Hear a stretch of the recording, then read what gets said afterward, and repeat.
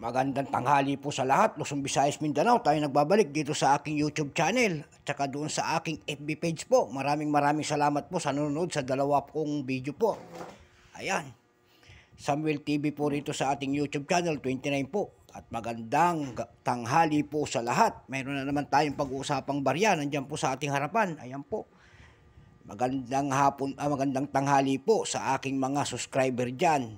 Ayan, maraming salamat po sa mga nanonood, lalo yung mga nanonood pa at hindi pa na-subscribe, pindutin naman po ang ating notification bell para ma-update kayo doon sa aking gagawin mga latest pa na video about coins po. Kasi ito ang ating hilig, ayan po.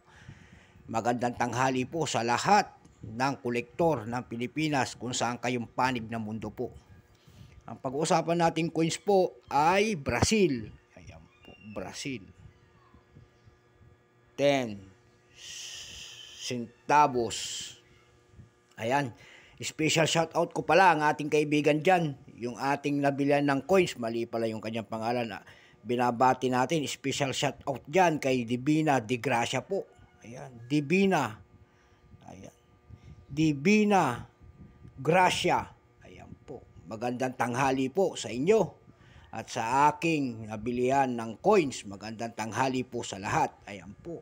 Ang pag-uusapan nating barya po, andito sa ating harapan, Brazil po. Ayan. 10 centavos. Ayan po. 10 centavos. Ang ganda ng portrait dito. Ayan po. Nakakabayo po, Brazil. May kabayo. Ayan po. Bago tayo magsimula po, kilalanin muna natin ang coins na ito. Issue Brazil. Ayan po. Period. Federative. Ayan. Kabubulol tayo. Federative Republic of Brazil. 1967. Up to date po. Type. Standard Circulation Coins. Years. 1998 hanggang 2023. Value. 10 centavos. Currency. Real. Ayan. 1994. Up to date po. Composition.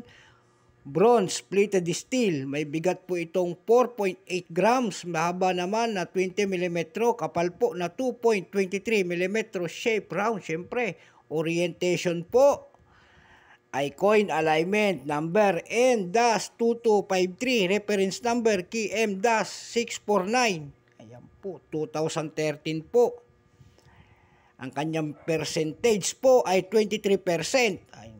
Ang kanyang ginawa sa coins na ito ay 610,117,000. Ayan. Pakarami rin. 610,117,000. Ayan po. Doon sa kanilang bansa na Brazil, ganyan siya karami rin.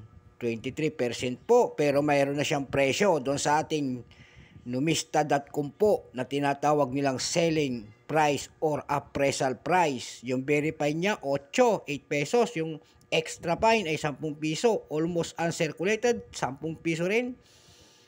Uncirculated po nitong coins na ito ay 28 pesos. Ayan. Malaki ng kaunti yata ito. Tama lang ang laki nito doon sa ating mga 25 centimos. Ayan po, na kulay dilaw at saka NGC. Ayan po, ganyan siya kalaki. Dumako naman tayo kaagad doon sa kanyang pandaigdigang presyo po. Doon sa numista po, may nagbebenta na nito ng $3.33. Ayan. Sa AB.com naman po, mayroon na nagbebenta nito na $1.95. Ang pinakamalaki po doon ay $12.